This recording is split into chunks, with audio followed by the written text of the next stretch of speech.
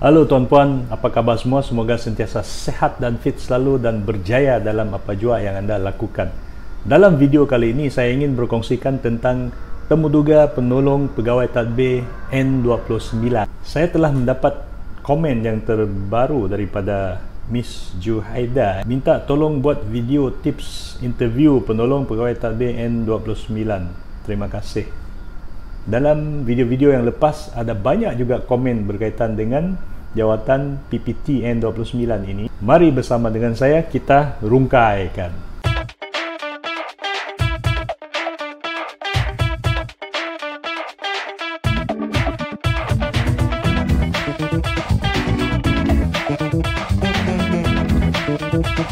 Baiklah tuan-tuan, bersama dengan saya sekali lagi, saya Matthew Barin. Dan bagi sesiapa yang telah subscribe kepada channel ini, thank you very much. Bagi sesiapa yang belum lagi subscribe, silakan tekan butang berwarna merah dan tekan tombol loceng supaya anda dapat mengikuti setiap video yang baru yang akan saya muat naikkan dalam channel ini. Tuan-puan, jawatan penolong pegawai tadbir N29 ataupun PPT N29 ini memerlukan tahap akademik diploma dalam pelbagai bidang dan juga STPM ataupun STAM, Sijil Tinggi Agama Malaysia. Jadi anda boleh layari portal SPA untuk anda semak dalam deskripsi tugas yang telah dimasukkan dalam portal tersebut. Tapi jangan hanya baca bila anda hadir temuduga. Jawatan penolong pegawai tadbir N29 ini adalah kumpulan pelaksana. Ia tidak sama seperti pemegang akademik ataupun pemegang ijazah sarjana muda, iaitu contohnya jawatan bertaraf degree yang mirip penolong pegawai tadbir ini adalah pegawai tadbir dan diplomatik.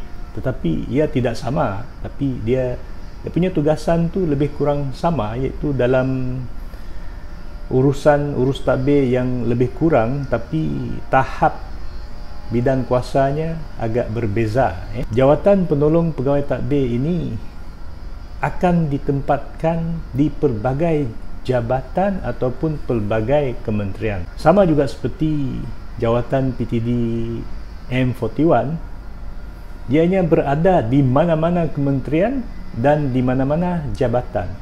Tidak semua jabatan ada PTD M41 ataupun PPT N29. PPT N29 ini pula akan berada di kebanyakan kementerian dan juga jabatan. Saya bagi contoh, PPT N29 ini akan ada juga ditempatkan di Ibu Pejabat Polis Daerah. Ini yang berlainan sikit. PTD dia tiada dalam PDRM. Tapi PPT N29 ini ada di PDRM ataupun di Ibu Pejabat Polis Daerah ataupun di Pejabat Polis dan sebagainya, bergantung kepada keperluan perkhidmatan. Untuk makluman juga, PPT N29 ini dalam satu sesi pengambilan akan ada banyak kekosongan. Jadi peluang untuk anda pegang jawatan ini sangatlah tinggi. Namun demikian, pemohon juga adalah sangat ramai dan persaingan juga sangat tinggi. Sekiranya anda sampai ke peringkat temuduga, pastikan anda buat persediaan yang terbaik dan sangat rapi. Baiklah, tips yang pertama, berdoa. Sudah semestinya saya akan masukkan tips ini dalam setiap temuduga. Manalah tahu ada yang terlupa untuk buat perkara ini kan. Doa khas untuk anda panjatkan kesyukuran kepada pencipta kita, yang mana kita telah diberi peluang untuk melepasi tapisan akademik, tapisan ujian, dan juga anda telah sampai ke peringkat temuduga. Dan mohon keberkatan, mohon juga bantuan daripada Yang Maha Esa agar kita diberikan kelancaran untuk kita melepasi proses temuduga tersebut. Yang kedua, kaji tentang jawatan. Anda perlu kaji tentang gaji. Yang keduanya, penempatan jawatan tersebut. Yang ketiganya, peluang kenaikan pangkatnya dan suasana kerja di organisasi tempat anda, kemungkinan anda akan ditempatkan kelak.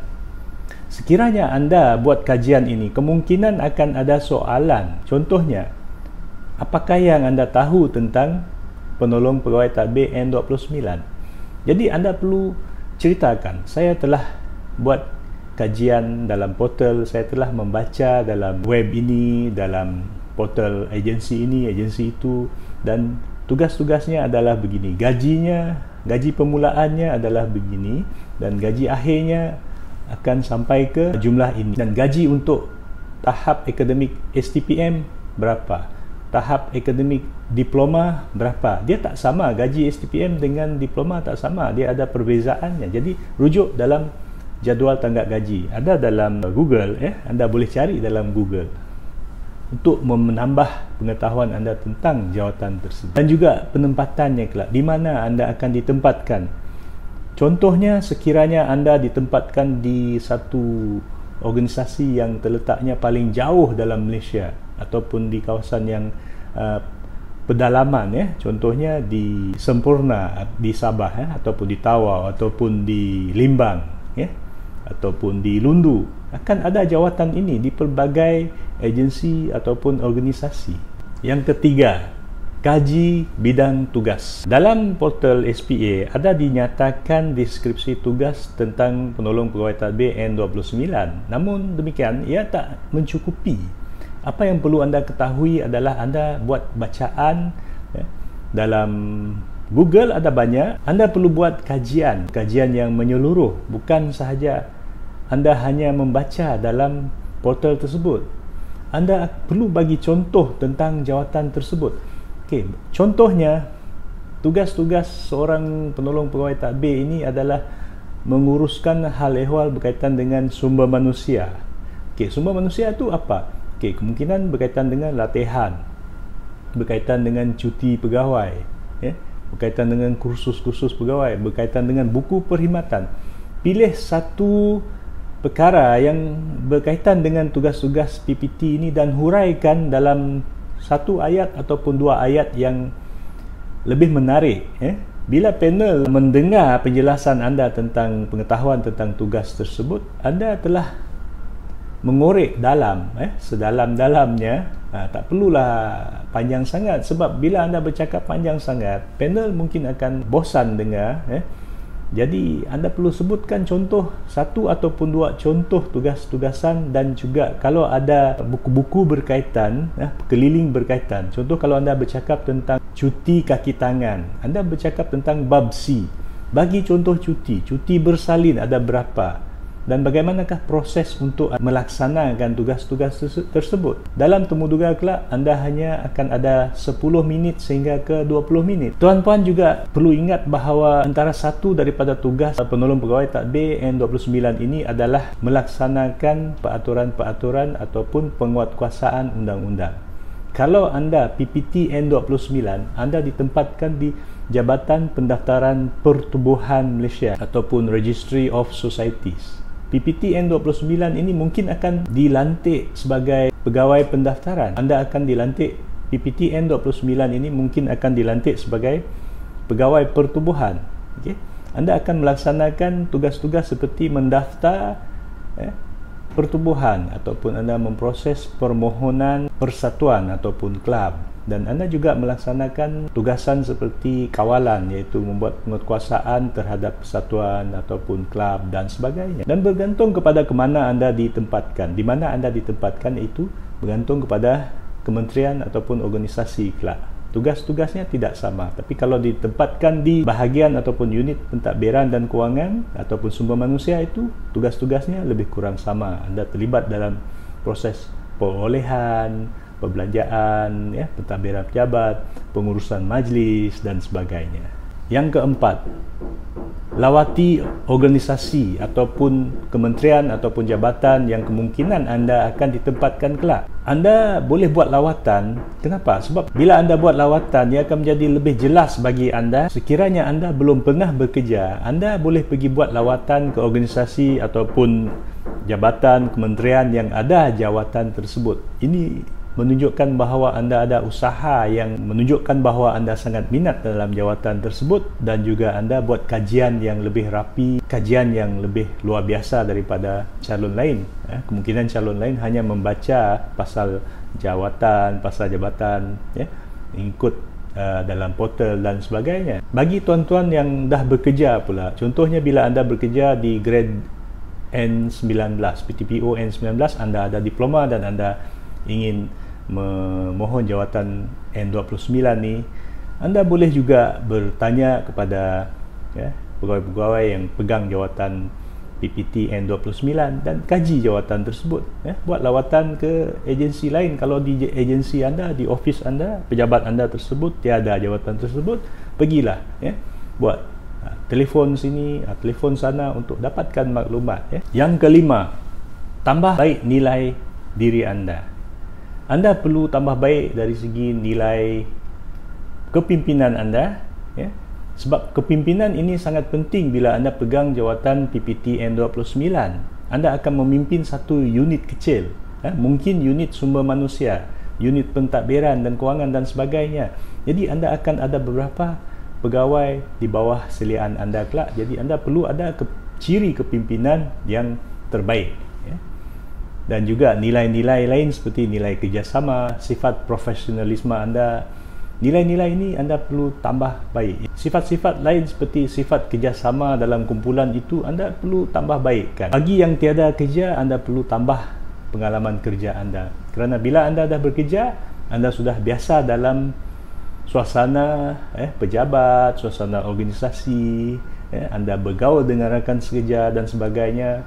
Dalam keadaan begini, anda boleh tambah nilai-nilai yang perlu ada pada seorang pekerja yang cemerlang.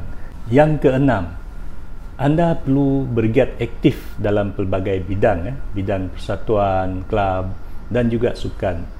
Bila anda menjadi seorang PPT N29 ini kelak, anda akan memerlukan satu tenaga untuk anda melaksanakan tugas. Anda perlu ada satu nilai-nilai tadi tu yang saya sebutkan tu, perlu ada semua itu supaya anda boleh melaksanakan tugas dengan lebih sempurna dan lebih energetik. Tuan-puan juga boleh terlibat dalam persatuan di kawasan perumahan, mungkin rukun tetangga. Anda juga boleh terlibat dalam JKKK kampung ataupun persatuan penduduk.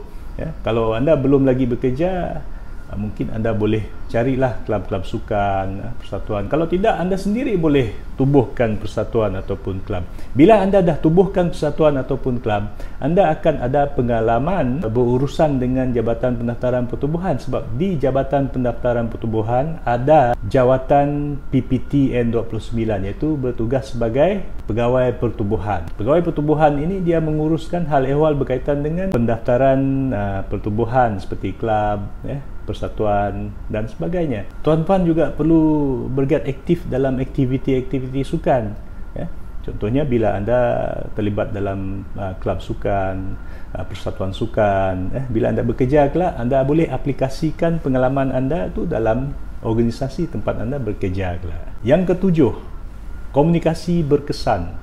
Komunikasi ini sangat penting kerana bila anda pegang jawatan PPT N29 ini, anda akan menjadi ketua kepada rakan-rakan anda di bawah seliaan anda. Anda akan menjadi ketua unit, mungkin ketua unit pentadbiran, ketua unit perolehan di agensi yang kecil. Jadi sekiranya anda ada nilai diri ataupun anda ada kemahiran berkomunikasi, ini mudah untuk anda hadiri temu tuga juga, dan mudah untuk anda melaksanakan tugas-tugas anda kelak. Kemungkinan anda akan menjadi pengurus majlis, anda akan mengetuai majlis penyampaian hadiah, akan mengadakan majlis perhimpunan bulanan, mesyuarat, anda menguruskan urusan mesyuarat kewangan, mesyuarat pentadbiran, mesyuarat pengurusan dan sebagainya. Semua ini anda akan jadi ketua dan anda akan jadi penyelia kepada urusan-urusan ataupun tugas-tugasan ini kelak. Komunikasi berkesan anda ni perlu berada di tahap maksima. Anda juga perlu bertutur dalam bahasa Inggeris. Kemungkinan anda akan berada di satu jabatan, contohnya di Jabatan Pendaftaran Pertubuhan. Anda akan berurusan dengan persatuan-persatuan yang persatuan-persatuan yang pemimpin-pemimpin jawatan pemegang-pemegang jawatan dalam persatuan ataupun klub itu mungkin lebih suka bercakap dalam bahasa Inggeris. Jadi anda perlu pandai berbahasa Inggeris. Jawatan PPT N29 ini juga adalah dikategorikan sebagai pegawai kanan, ya. So anda boleh berkomunikasi dengan lebih berkesan. Yang ke-8, keterampilan diri anda. Keterampilan diri anda ini sangat penting. Bila anda masuk sahaja dalam bilik temuduga tersebut, anda perlu tunjukkan wow factor. Wow factor ini dapat menarik minat para panel, ya. Dari segi pemakaian anda, rambut, pemilihan pakaian, pemilihan tali leher bagi yang lelaki, pemilihan tudung dan baju-baju yang anda pakai bagi yang wanita, kasut kena pakai kasut yang bertutup, ya. Jangan pakai sandal, jangan pakai high heels yang terlalu tinggi, ya. Rambut perlu trimkan, bagi kemas, sebelum anda pergi temuduga. Mungkin 3 hari sebelum anda trimkan. Bagi yang wanita yang tak pakai tudung, yang loose hair, rambut anda perlu diikat kemas ataupun disanggulkan. Bagi yang pakai tudung tu, pilihlah tudung yang sesuai dengan baju kurung ataupun pakai jaket. Jadi bagi calon untuk PPT N29 ni, sebaiknya anda pakailah long suit untuk pergi temuduga. Paling tidak pun pakai kemeja, ya. Bagi yang lelaki pakai kemeja warna putih ataupun warna cerah dan pakai tie yang sesuai, yang tidak bercorak, ya. Tuan-puan juga kena ingat, keterampilan tu bukan sahaja dari segi penampakan anda, ya, tapi dari segi penyediaan dokumen, cara anda duduk, cara anda bercakap, cara anda berjalan, cara anda memberi salam, itu sangat penting. Dalam masa 30 saat pertama sehingga ke 5 minit itu, panel dah boleh menilai sama ada anda ini sesuai ataupun tidak, ya, sesuai ataupun layak ataupun tidak untuk pegang jawatan tersebut. Yang ke-9, kaji isu semasa. Isu semasa ini kemungkinan akan ada soalan berkaitan dengan isu semasa. Jadi anda cuba pilih isu semasa yang terkini, yang berlaku dalam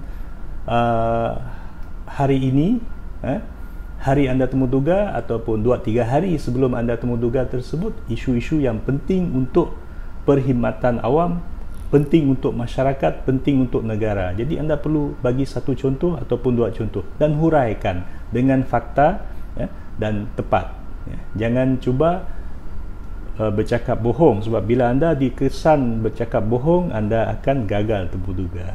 Yang ke-10, buat latihan simulasi. Latihan simulasi ini sangat penting untuk semua temuduga. Anda perlu buat latihan simulasi, ya, berlakon bagaimana anda masuk, keluar, duduk, memulakan pengenalan diri, bagaimana anda menjawab soalan-soalan yang kemungkinan akan keluar, dan bagaimana anda bercakap. Buat latihan dalam bahasa Malaysia dan juga dalam bahasa Inggeris. Jika anda buat latihan simulasi ini, anda juga boleh menambah tahap keyakinan pada diri anda. Baiklah tuan-puan, terima kasih kerana sudi bersama dengan saya sehingga ke penghujung sesi perkongsian ini. Bagi sesiapa yang belum lagi subscribe kepada channel ini, silakan tekan butang subscribe di bawah dan jangan lupa tekan tombol loceng supaya anda dapat mengikuti semua video yang akan saya kongsikan. Terima kasih sekali lagi, semoga anda semua sentiasa sehat dan fit selalu dan berjaya dalam apa jua yang anda lakukan. Kita jumpa lagi.